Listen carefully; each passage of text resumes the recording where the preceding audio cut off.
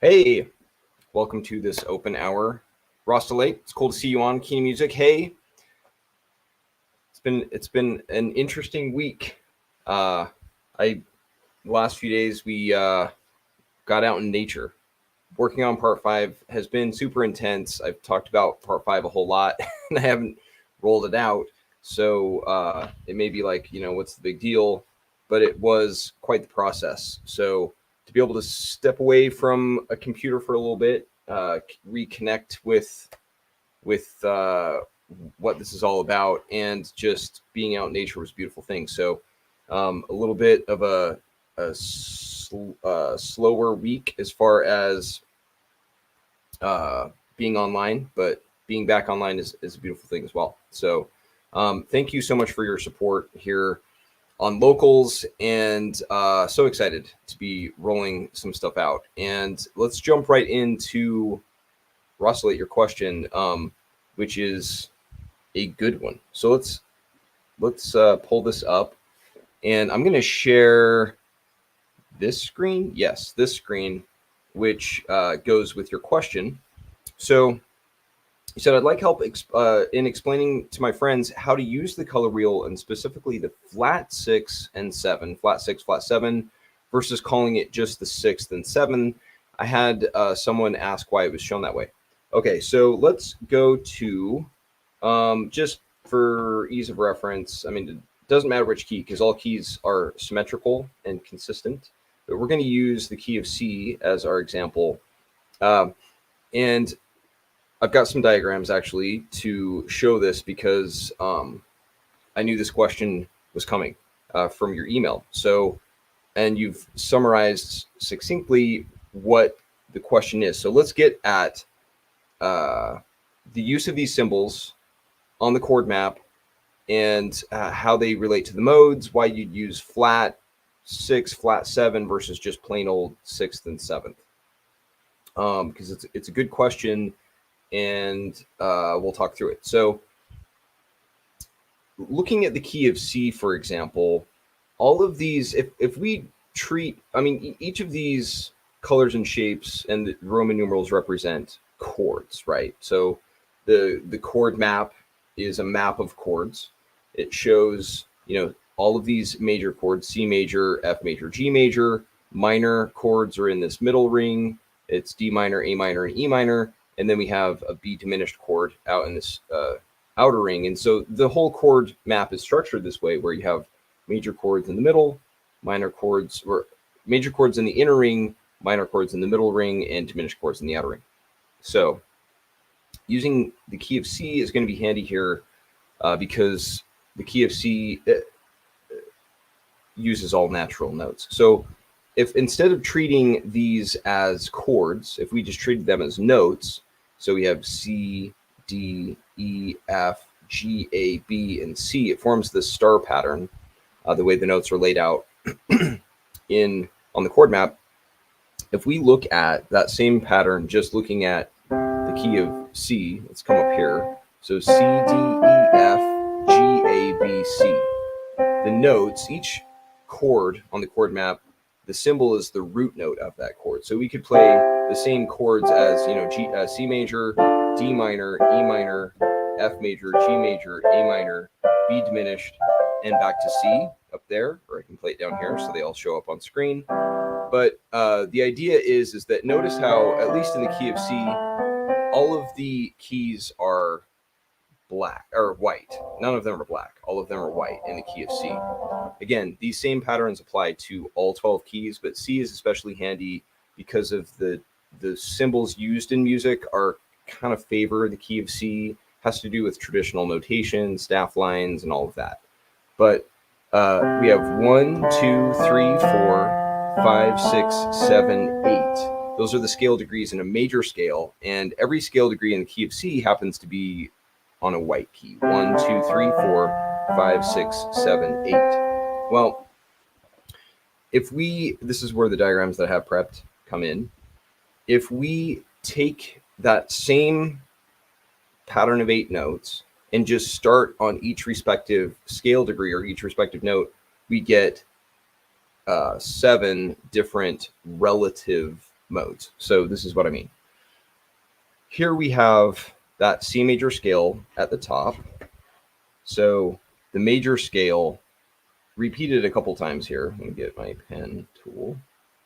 We have, right here, we have C, D, E, F, G, A, B, C, and then it starts again, C, D, E, F, G, A, B, C, and we have the C major scale. That's kind of like our baseline for all of the patterns or permutations that appear below. Now, this diagram comes from lesson 18 about modes, and lesson 19 is really about the circle of fifths. It's a deep dive into the chord map, but each lesson builds on the last. So Ionian is just a fancy name for the major scale, because notice how 1, 2, 3, 4, 5, 6, 7, and then 1 or 8 and 1 are just octaves of the same note. Notice how it's an exact match. Those notes in the C major scale, they all line up with the notes in Ionian, because Ionian, again, is just a fancy name for the major scale.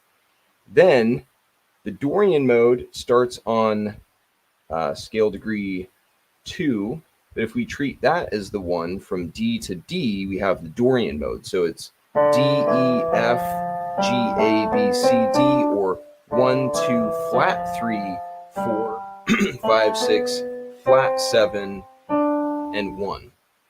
So in this, sorry, that was just a 6, not a flat 6. So we have 1, 2, flat 3, 4, 5, 6, flat 7, and 1.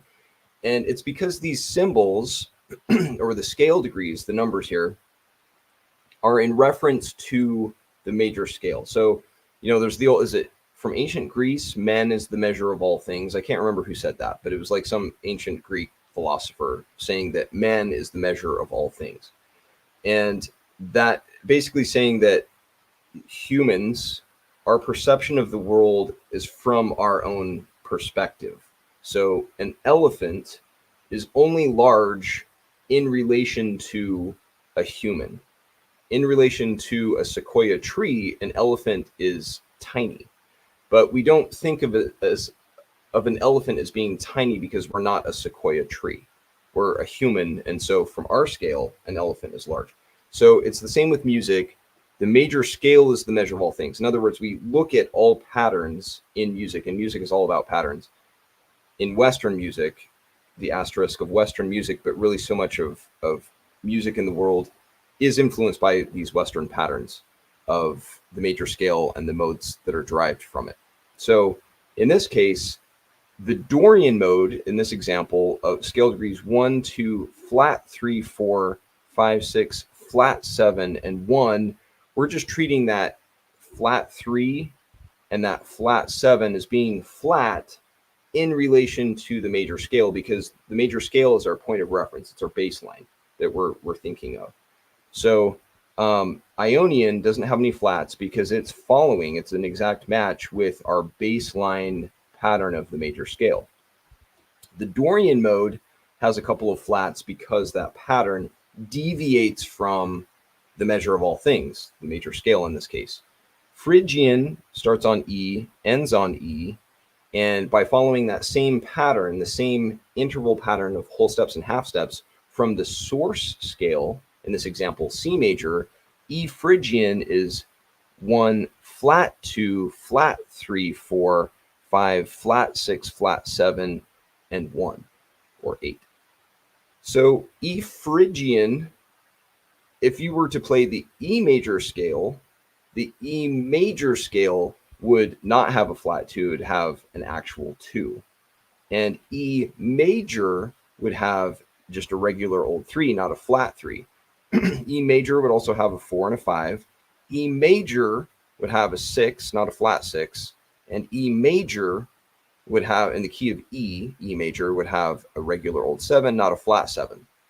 But because this is E Phrygian, and the context is the key of C, where C is the major scale that we're comparing this interval pattern to, we're saying, oh, that's a flat 2 and a flat 3 and a flat 6 and a flat 7.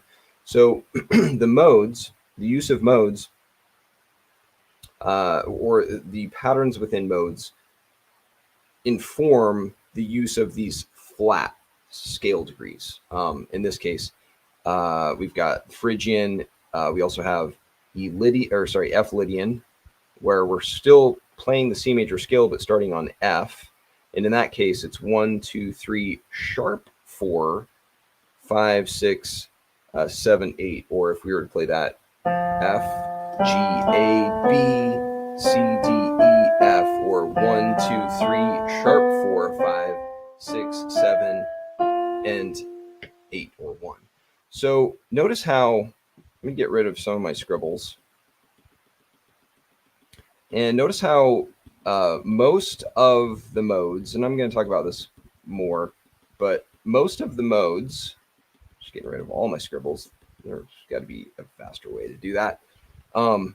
They are the deviations from the norm.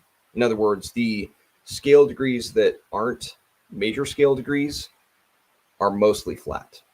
So notice how major scale, again, Ionian has no sharps or flats, but we have a flat in Dorian, another flat in Dorian. So I'm just going to circle all the deviations. Those are flats. In Phrygian, we have more deviations. It's a flat 2, a flat 3, a flat 6, a flat 7.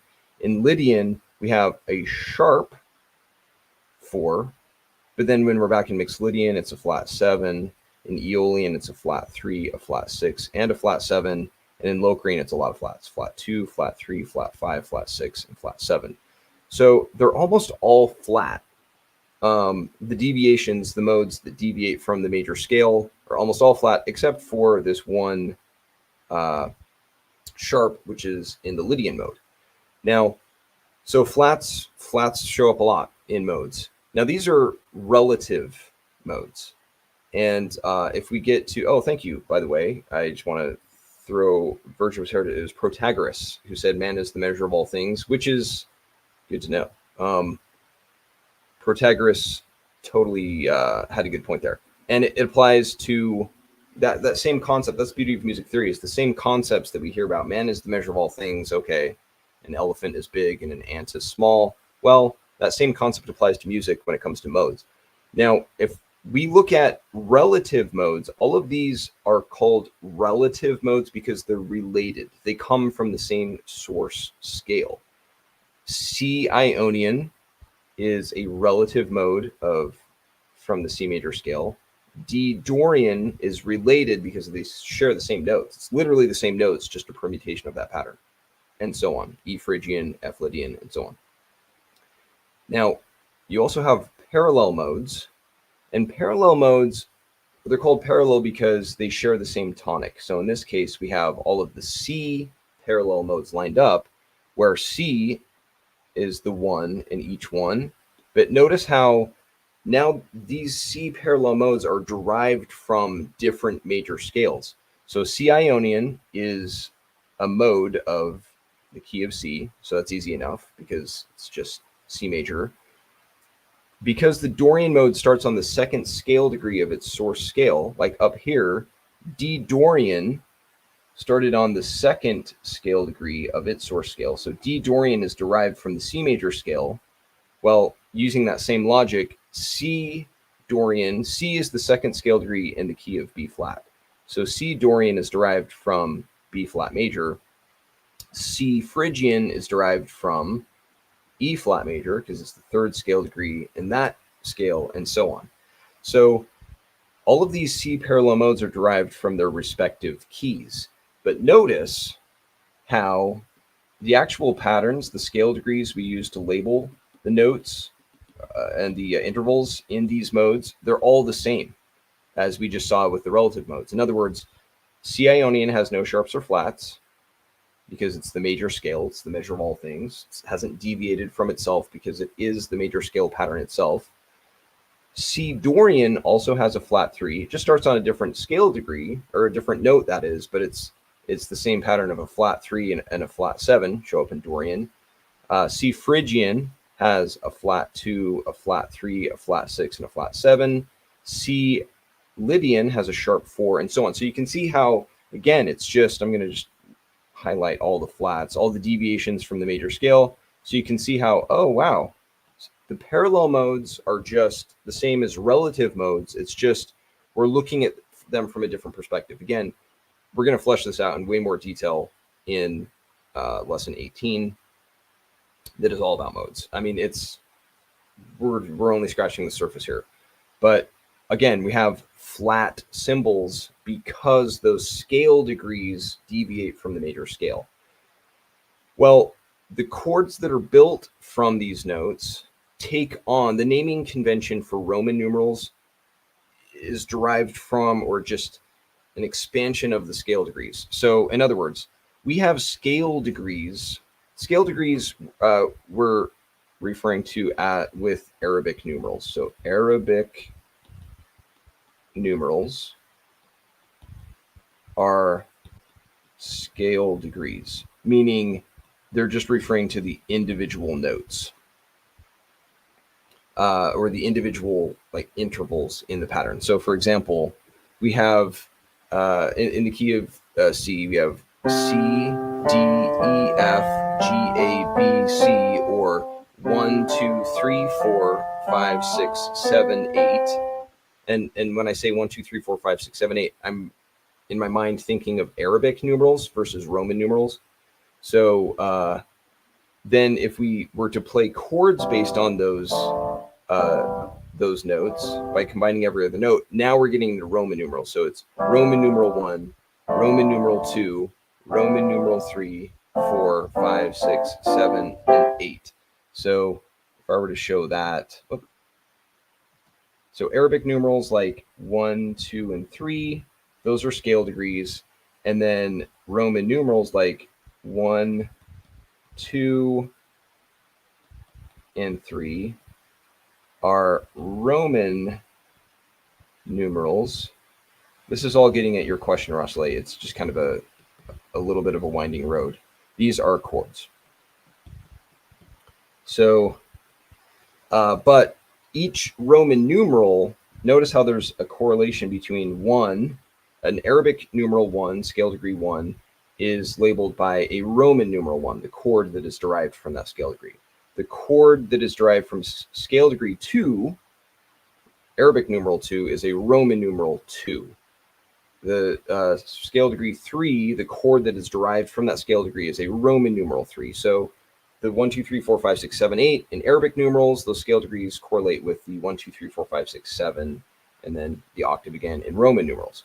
So what we have here is a bunch of modes that have a lot of flat cymbals because they deviate from the norm in the way that those patterns deviate from the major scale, and a lot of them have flat scale degrees.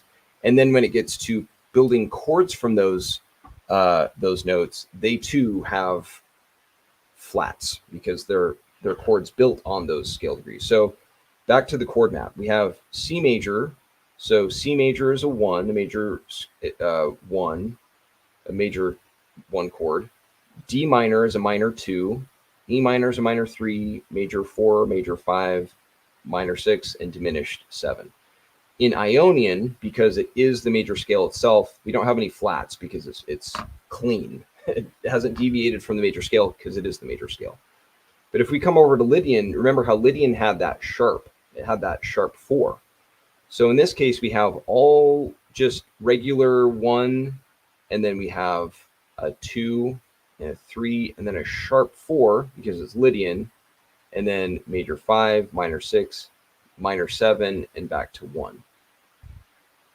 If we come over to Mixolydian, we have a 1, major 2, or sorry, minor 2, 1, 2, diminished 3, major 4, minor 5, minor 6, flat major 7, and back to 1. So if we come to the Mixolydian mode, and it's looking a little scribbly, but you can see here that if we look at Mixolydian, we have 1, 2, 3, 4, 5, 6, flat 7, and then 8.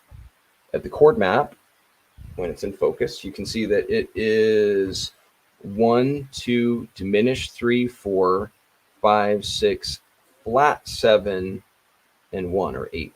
So that flat 7 has to do with the mode.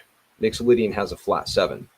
And then if we go to Dorian, same thing. It's a minor 1, minor 2, flat major 3, 4, 5, diminished 6, flat 7, and back to 1. That let's just look at Dorian. So you have C Dorian in this case is a 1, flat 2, flat 3. Let's just look at the flats. Flat 2, flat 3, flat 6, and flat 7, right? So 2, 3, 6, 7. And if we come over here, we have in Dorian, we have I'm looking at Phrygian, my mistake. Let me come back here because that's going to confuse the issue because I was looking at the wrong mode. Okay, Dorian has a flat 3 and a flat 7. Let me show Dorian in there so it's clear. So Dorian, let's just notice that it's a 3 and a 7 are flat. Over here, Dorian has a flat 3 and a flat 7. And then since we just looked at Phrygian, might as well do that one while we're at it. So Phrygian that's the one that has a flat 2, flat 3, flat 6, and flat 7. So 2, 3, 6, 7, they're all flat. We come over here, we come all the way over to Phrygian. We have, notice how the 2, the 3, the 6, and the 7 all have flats. Again, because those are chords based on the scale degrees in those modes. And the scale degrees are flat because they deviate from the major scale because they're permutations of their source scales. So, but I think I get what your friend's question is, Russellate, on why go to the trouble, especially in Aeolian, because Aeolian has these chords are common in Aeolian. We have a flat 6, a flat major 3, and a flat major 7. Those chords show up a lot. So if we play those chords in C Aeolian, let's just play C Aeolian. So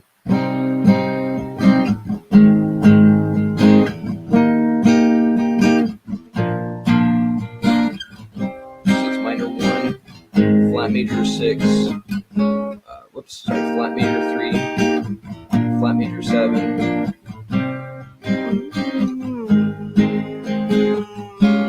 I keep doing that. So those chords are really common in Aeolian. And actually in a lot of diagrams you will see, and actually on the flip side, I'm kind of like, why don't people label them as flat? Because you will see people just refer to them as a Roman numeral 6, Roman numeral 7, and Roman numeral 3 without the flat. And to me, I'm like, why? So I know your friend is like, why would you add flats? And on my side, I'm like, why wouldn't you add flats? Because it's confusing, because those chords are actually not it. They are flat. Like they're flat. It's a flat major 3. It's a flat major 6. Out of convention, a lot of people might just drop it because it's assumed that that's flat. So that's a flat major 6. Like you might just know in the context that we're in C Aeolian, so that's a flat major 6.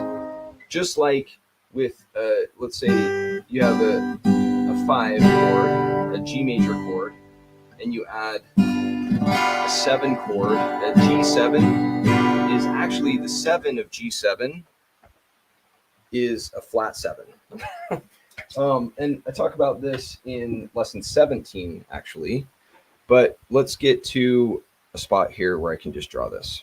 So right here, a G7 chord, for example, has notes G, so G, B, D, and F, or scale degrees 1, built on that chord. This makes sense in lesson 7, but 1, 3, 5, and it's really a flat 7. That's technically a flat 7 because it's a whole step below the octave of G. That's a whole step.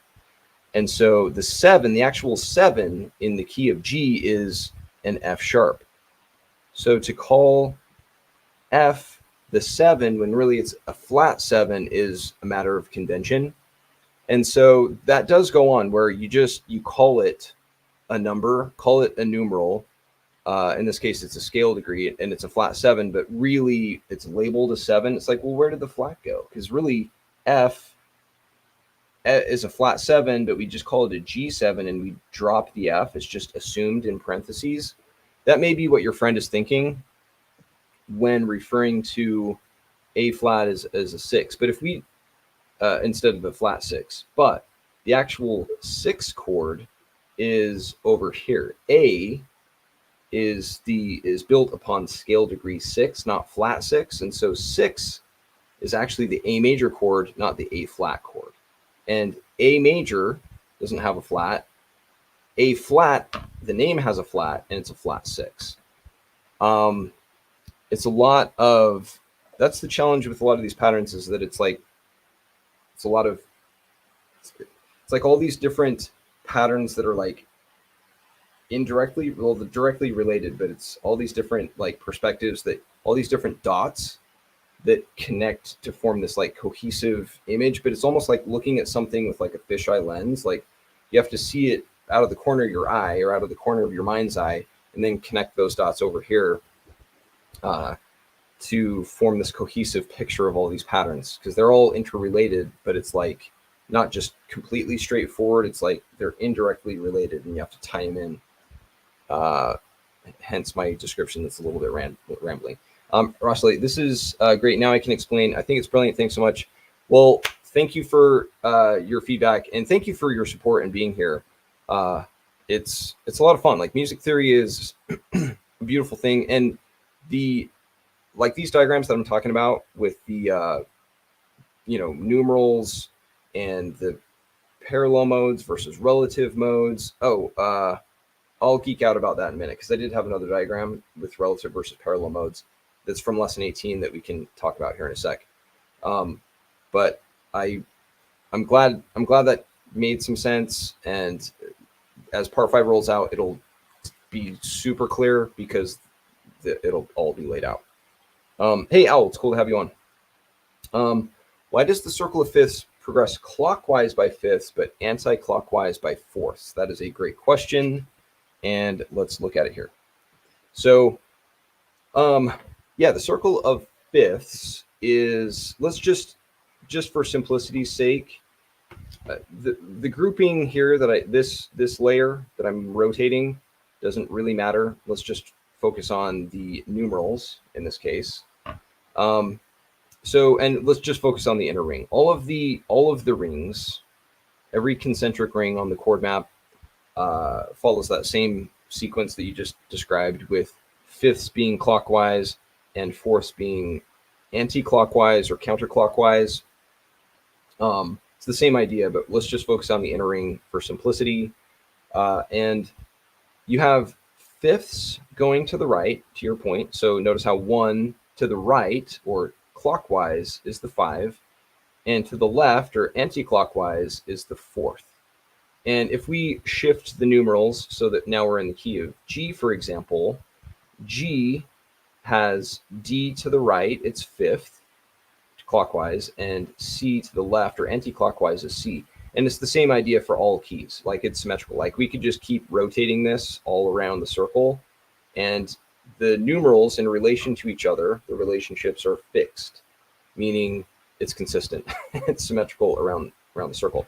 So why is it that way? Why are the fifths to the right, or clockwise, and vice versa? Let's look at this pattern in this sequence, and you'll see that here's the C major scale. So C, D, E, F, G, A, B, C.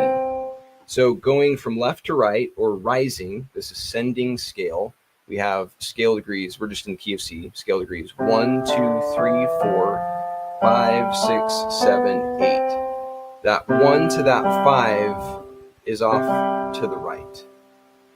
And then if we start on that scale degree, or the G, 1, 2, 3, 4, 5, 6, 7, 8.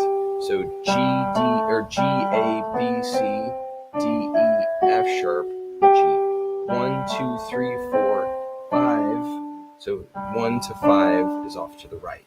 And if we just continue that same pattern, like going to the right or clockwise, we would have a cycle or a circle of fifths, because it would eventually loop around back to the original And then if we go the other direction, starting with the key of C again, but descending, we have C, B, A, G, F, E, D, C, or 8, 7, 6, 5, 4, 3, 2, 1. So 8, 7, 6, 5, 4. So we have 1 to 4, and then this 4 goes to its 4, and this 4 goes to its 4, and so on.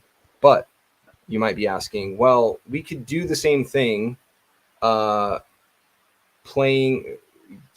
the fourths. What does that even mean? Well, so we have 1, 2, 3, 4. We could have just gone up to 4, going clockwise or to the right, and then 1, 2, 3, 4. Just done the same pattern where it's all fourths going to the right. That actually sounds like an old visit. At least in the United States, there's like an old NBC like news bulletin music, and that's basically what it is kind of sounds tense, like, ooh, it's the nightly news, we've got breaking news, at least like in the 1960s. But anyway, that pattern, you could technically go to the right and have the circle of fourths go clockwise, and vice versa. You could have the circle of fifths go anti-clockwise. So you could have, sorry, well, let me come up here because I don't know what's in screen. So you could go fifths to the left. The shorter answer is it's kind of due to convention, but this, because I have seen some people do refer to the circle of fourths going to the right, but I think having the circle of fifths go to the right is kind of more intuitive, because it's like from each key to its child key, or progressively. It might be out of convention because a lot of people are right-handed, so they think of a progression going from left to right, like a time lapse, in video editing, or if you see diagrams of the history of a region. A lot of times, at least maybe in the West, maybe this is more of a Western culture thing, is from left to right is a progression, a cycle.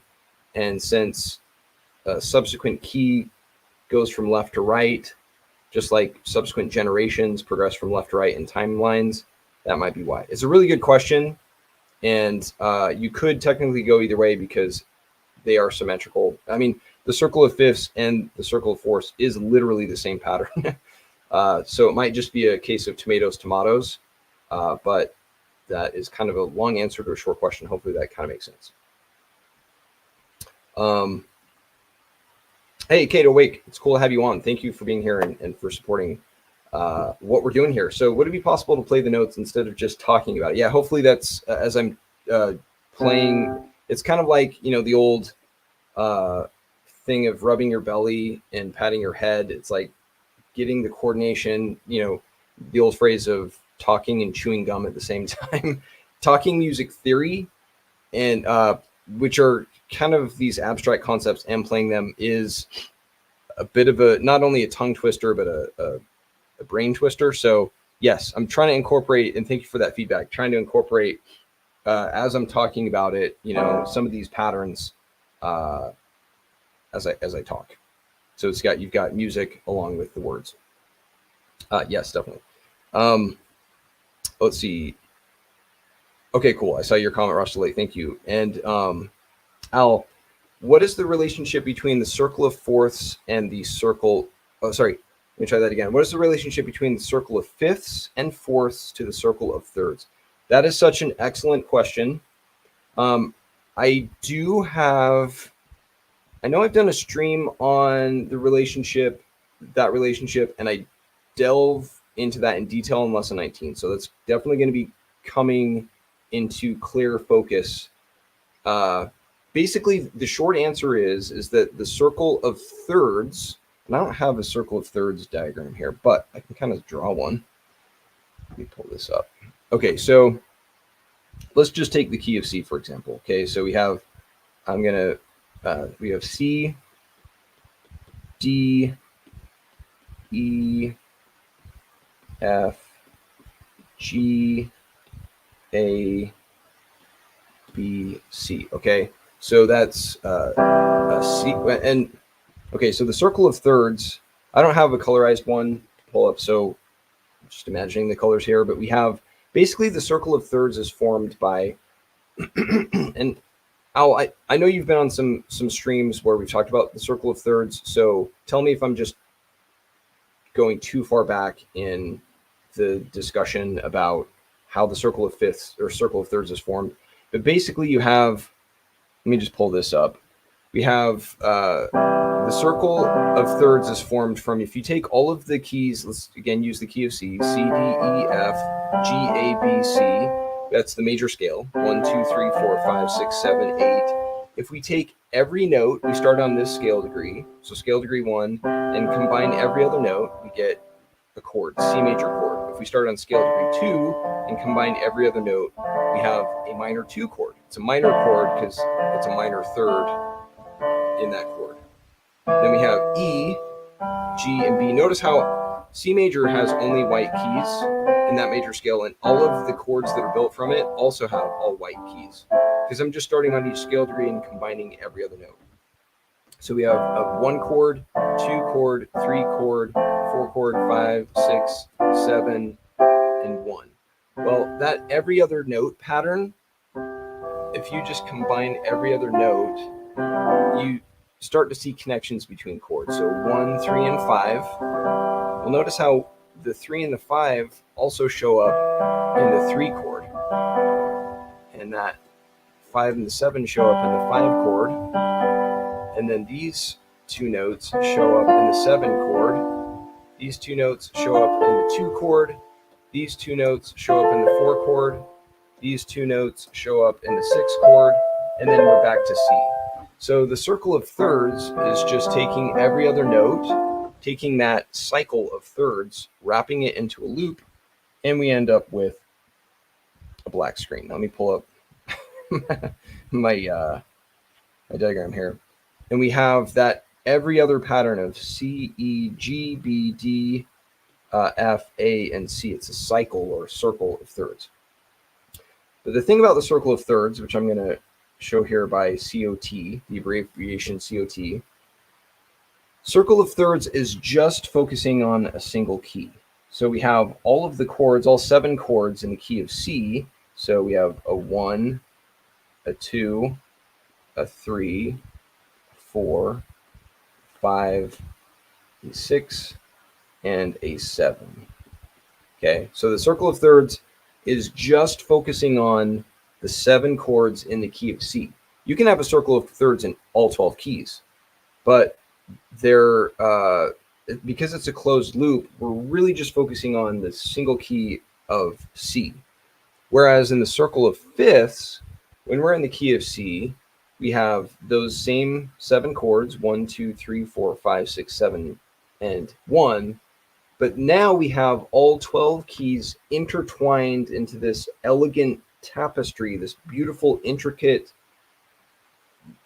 like, tapestry of chords. And so we can now see the relationship between parallel modes. So C Lydian is a neighboring mode, and neighboring allows for borrowed chords because we can just reach over and borrow some chords. We can go over to Mixolydian, Dorian. So the circle of fifths is the same as the circle of thirds in that it shows the chords of a key, but it also shows parallel modes, which is like the circle of thirds on steroids, if that makes sense. Whereas the circle of thirds, again, is a closed loop. It's showing how the chords are connected at a more atomic level, or zoomed in on the chords to see how the constituent notes are all connected. Because we can see C, E, and G are the notes within the C major chord. E, G, and B are the 3 notes within the E minor chord. G, B, and D are the 3 notes in the G major chord, and so on. So we can see at a more granular or atomic level what notes are in each respective chord. Whereas in the circle of fifths, it's more zoomed out. We're not looking at the constituent notes per se, at least in this depiction of the circle of fifths, but we are seeing the relationship between keys. So from a broader bird's eye view, which has its own benefits. So that's kind of the difference between and relation between the circle of thirds and the circle of fifths. Circle of thirds is more zoomed in, it's more granular, at a more atomic level on an individual key. Circle of fifths is showing connections between keys, which is especially powerful when it comes to mixing modes, using borrowed chords, substitute chords, all of that. You don't really get borrowed chords and substitute chords, and you can't really expand beyond the confined limits of the circle of thirds because it's just a single key. But in the circle of fifths, you do get that. And like I say, lesson 19 is going to dive into this in so much detail. It was a lot of fun and kind of painful all at the same time, writing lesson 19, illustrating lesson 19, but it spells that out in a lot of detail. Let's see. Owl, is the circle of thirds connected to triad chords? Yeah, basically the circle of thirds is the triad. Well, triad means three and thirds means three, but they're kind of different references to the number three. So for example, if we go to this and we look at a triad, just means tri, like a tripod or a tricycle. Tri, in that case, the TRI of triad means just a 3-note chord. But you can have any 3-note chord. The tertian refers to thirds, meaning intervals of a third. So in this case, you have a major third, meaning a whole step and a whole step, separating C and E in this example. And then from C to G, you have a whole step, a whole step and a half step. So it's a minor third and a major third. So a tertian interval of a major third, a tertian interval of a minor third, combined, major third plus minor third is a tertian triad of a major chord. Likewise, if we go to, let's play the E minor chord. Well, we just said this is a minor third because it's a whole step and a half step. And then from G to B is a whole step and a whole step. Now you can see those with the shapes and the colors, but the shapes from a square to a circle is not going to be a clean whole step interval because 2 notes of the same shape are a whole step, or 2 whole steps, or 3 whole steps. 3 whole steps is a I'm like totally blanking on what it's a tritone, pardon me. A tritone, 3 tones. It's 3 whole steps away. And so you have tritones are the same shape because they're both squares. And in this case, they're complementary colors. Yellow and purple are tritones. Just like with C to G flat is a tritone. You can hear it. Those are very dissonant. They clash. Those two tones don't sound good together. But you can also see that they're a tritone apart or 3 whole steps apart because they're the same shape. Even if you didn't have the colors, the shapes would help see that, oh, the distance is 3 whole steps. 3 whole steps is a long way of saying tritone. So these different combinations of major thirds, minor thirds form the different types of harmonies, and those harmonies, those tertian intervals, those tertian triads show up in the circle of thirds. I have a lot of scribbles on here, but let me back it up so that we can just look at. I'm just going to go back to the simple circle of thirds. So you can see that in the circle of thirds, we have 2 notes of the same shape. So that's a major third. So we're just going to do that as a thick black line. From E to G, that's a minor third, which 2 different shapes, that's a minor third because it's not part of an evenly spaced major third pattern. Then we have from G to B, my spacing is a little off. Some of the notes are closer to each other than they should be, but that's a major third from G to B. From B to D, 2 different shapes, so that's a minor third. From D to F, that's 2 different shapes, that's a minor third. From F to A, 2 circles, that's a major third. And then from A to C, that's two different shapes, so it's a minor third. So you can see that the major chords, 1, 4, and 5, notice how they all have a major third in them. C, E, and G is a major chord. G, B, and D is a major chord, and F, A, and C is a major chord. So the 3 chords that are in the middle here, this middle ring of consonants, are major chords because they all have a major third coming right after them. There's a lot to the circle of thirds. Well, there's a lot to the circle of fifths as well, but all of these patterns are connected. And notice how, well, I'll get into that in more detail with another diagram that would illustrate it better. Sorry, I'm trying to find my cursor here, and it is not working. There we go. Okay, so yes, perfect. Yeah, hopefully that. So let's see if I answered your question, or at least read your question. Also, is the circle of thirds connected to triad chords? Exactly. Yep. So the circle of thirds is triad chords. C major is a triad. E minor is a triad. G major is a triad. B diminished is a triad. Each of these chords, this cycle of thirds, they're all triads. They're all tertian triads built on thirds, and it's a cycle or a circle of thirds. And low battery power. I think I have enough.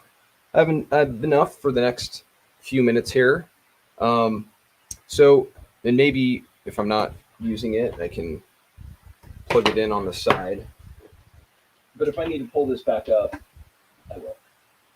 Let's see. Let me find an outlet that works. Just one sec. I just one second. Is this gonna?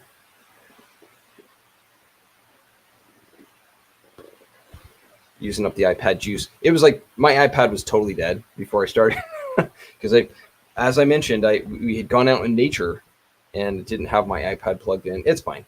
I'll be good. So the cool thing about the circle of thirds, let's just play some of those chords in sequence. Okay, so notice how they harmonically are very closely related. So C, if we play the circle of thirds in order, let me just show this. Well, let me plug it in again. Hold on. Maybe it already died. Maybe it's, well, I mean, it's not dead because I'm looking at it. But there we go. So I know there's a lot of scribbles on here. Let's just play these chords in order from going around the cycle.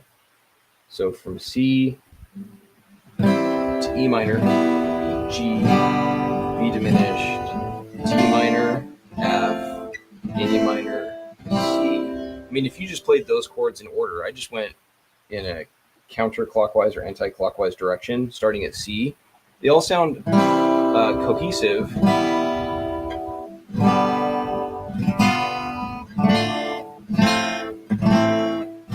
And you can come up with a song based on that chord progression alone.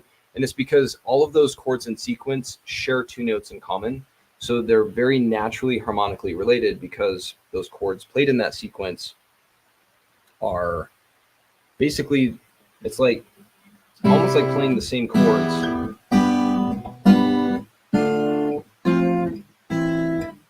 But slightly shifting as you go because there's just slight alteration. You're just adding a new note and dropping another note. Al, perfect. Chord books, ETA.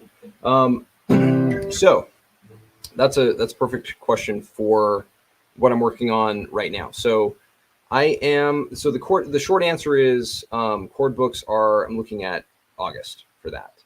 I have what I'm working on today after this open hour is a video that it's the first long form produced meaning just with animations and stuff that I've done in a while because so much of my time has been focused on finishing the course, getting part 5 packaged and ready to roll, along with the chord books and the mode books. So I'm working on that today, finishing that up. My goal is to finish this video. It's actually one of the more animated ones that I've done. Just the nature of the topic, talking about the guitar and these patterns. It's been interesting doing this video. But as that is completed and I roll that out, it's basically to accompany lesson 16 coming out. So lesson 16 is about the fretboard matrix. It's the first lesson of part 5. So it is it's really just kicking off getting part 5 out. And with lesson 16, there's going to be that video and some other materials, and having lesson 16 drop. Lesson 16 is, pull it up. Well, I have a copy here. It's 189. Oh, I'm not even on camera. It's 189 pages. It's got, quizzes and exercises as usual, with a lot of bonus illustrations and diagrams, and it's a lot of fun. And so as this rolls out with lesson 17, the chord books, because lesson 17 is about chord inversions and extensions, and so it's taking everything from lesson 16 about the fretboard matrix and how the notes are laid out on the fretboard, to building caged chords and chord extensions and all of the different inversions and positions and all of that. The chord books accompany that or are parallel with lesson 17. And so basically, and the mode book, of course, supplements and goes along with both lesson 17 and 18. So, and they're going to be bundled together is what we're looking at, of having the chord books and mode books as PDFs together. So that will be accompanying lesson 17, which comes out after 16, and 16 is about to drop in early August. So they're all just going to be coming boom, boom, boom. And it's going to be a lot of fun to have them in your hands, so that a lot of what I'm talking about here, we can just we can be on the same page, literally and figuratively, in terms of these diagrams, the application of these patterns, and their use in songwriting, which is the whole point. So that's a pretty long answer to a short question. is when lesson 17 rolls out, which is 16 is in early August, and I'm having long form and short form, meaning just long videos and some shorts that accompany each lesson. And so I'm creating those with each lesson to roll out each lesson. And so it's a little bit kind of just seeing how long each video is taking to produce. This one for lesson 16 is going to be a lot of fun. I'm excited about this one, but it's been a lot more animation than I anticipated. It's funny how, it's easy to write some ideas and be like, oh, okay, yeah, and I can picture the movement in my head, but then when it comes to actually like doing it in a video editing software and with the diagrams and images that go with it, I'm like, oh, all right, let me create another 50 diagrams that help with this animation. So it's that's where we're at, and that's going to be the focus of today, is jumping back in. It's been nice. It's been wonderful and beautiful. I could spend the rest of my days, frankly, out in nature, as was the case earlier this week. But it is nice to have that back and forth between not having a computer in your hands, but then coming back and having a computer in your hands. And the computer is going to be in my hands all day today, working on those videos.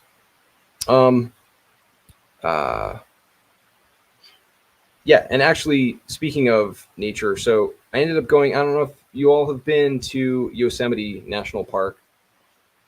It was awesome. I'd actually only been once before. And has anyone been to Yosemite? It's truly amazing. Like, it's hard to describe if you haven't been there. You kind of have to just experience it. And it was the perfect way to connect with the point of everything to be there. It was awesome. And actually filmed behind the scenes there as well. So there will be a behind the scenes video coming from that out in nature. It was a lot of fun. Rusley, will you make lesson books to sell, or some way that we can have them printed? Yeah, that's a great question. So the lesson books are designed to be letter size, which is, at least in the US, the standard sizing. And I actually originally made like the method books. I don't know if you've even had occasion to, because they are method books for beginners. In the playlist at mycolormusic.com, there are the beginner books playlist for piano and guitar and ukulele, and right and left-handed versions of the fretboard instruments in that list. And I originally did actually print those, had covers, had the binding, like I had that whole production set up, and for physical copies. And it was pretty involved to do. And so having shifted to digital has been, just from a workflow standpoint, really beneficial. And so at the moment, there isn't like an immediate plan for printed versions, like at least that I ship a printed version of the lesson books. But they are designed to fit at least letter size. Now, at some point there will be like A4 and all of that, like the different for different standards in different countries. But Virtuous Heretic, who will have a good answer on this, is we probably won't sell printed books again because the shipping would be so expensive. Yes, exactly. And Virtuous Heretic, who manages the shipping, knows what she's saying here. So we may do a print on demand option at some point. Yeah, that's a good point. Is that may be something that we do. But as of right now, it's digital.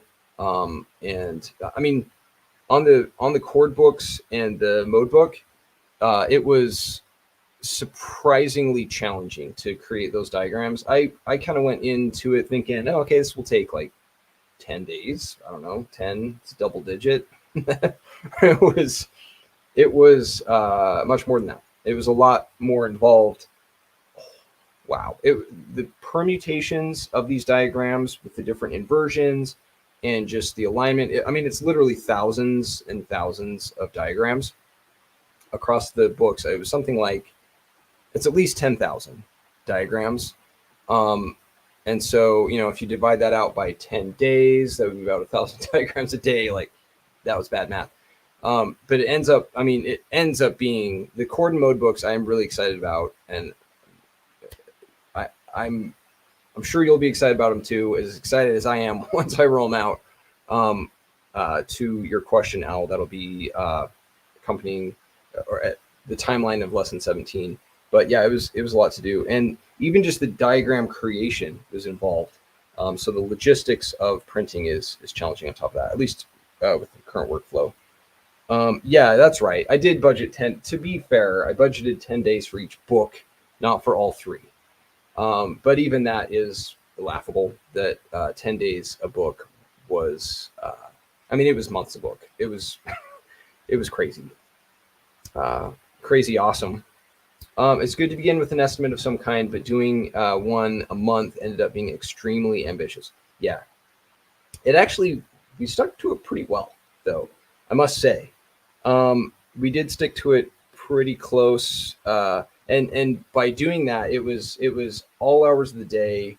I mean, not to go on about this, but I felt like I was trapped in a submarine on a long deployment, where it was just confined to the same motion for a very long time. Hence, the need for Yosemite to get out in nature, because it was sort of unnatural to be that focused on thousands of diagrams.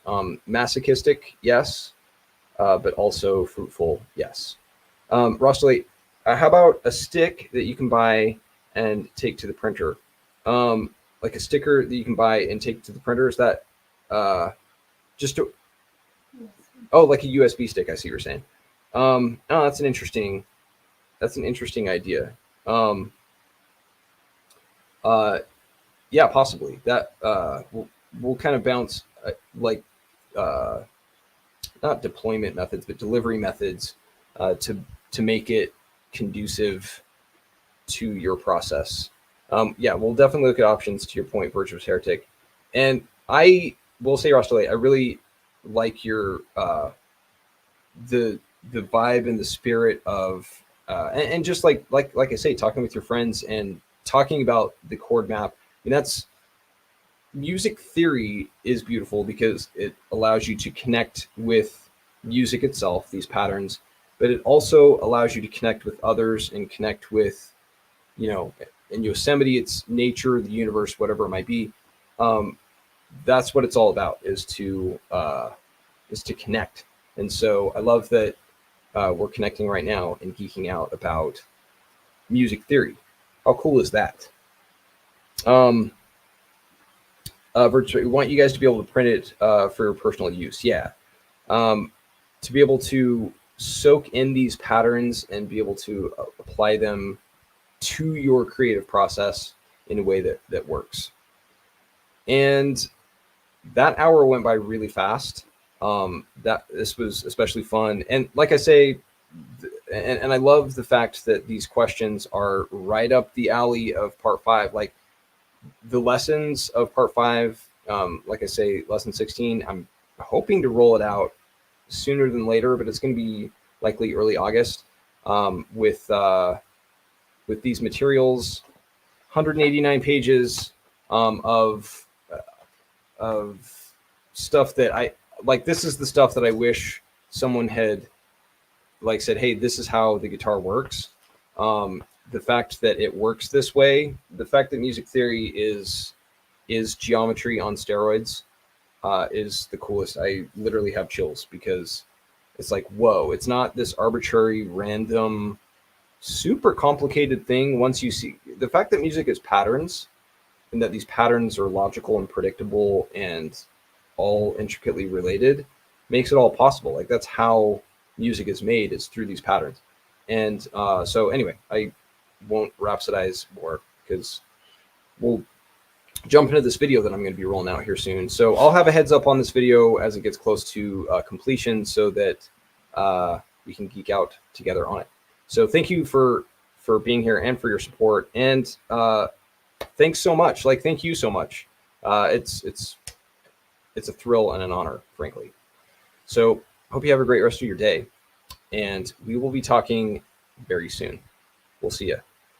And if I can find my cursor, there it is. We'll see you. Bye.